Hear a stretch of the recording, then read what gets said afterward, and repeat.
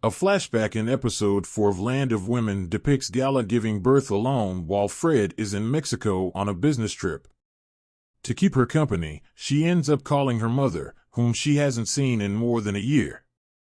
Despite their impending move to Mexico, Julia swears to remain in regular contact with her from that point on. Kate uses the last of her hormones today, but she is afraid of the attention she will have to face at the doctor's office before she can receive more.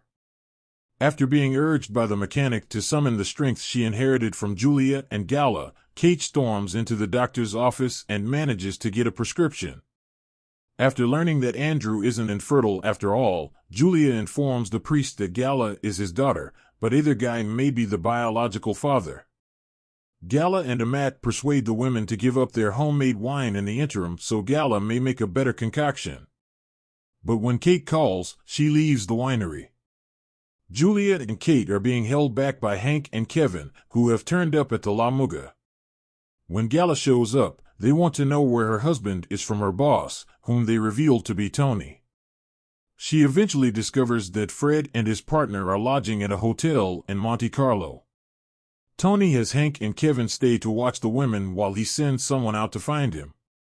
Gala attempts to inject sleeping drugs into the food of the loan sharks in an attempt to fix their problems, but Julia foils her scheme by removing a revolver that she had taken from Andrew.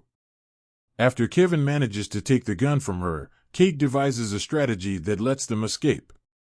People at the winery, meanwhile, are angry with Gala for leaving them. When Amat follows her, all he discovers is evidence of a brawl in his house. He becomes concerned and informs Andrew that Gala and the others might be in danger. It is then that he discovers Julia has taken his gun.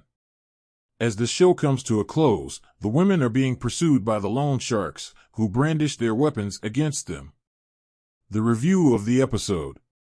This episode marks a startling departure in the season's tone, but the quick change in tempo keeps things exciting and leaves room for funny moments.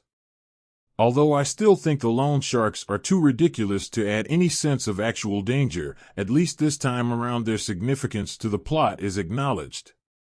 All in all, this was an enjoyable experience that increased the stakes and stirred up a plot that was about to get boring.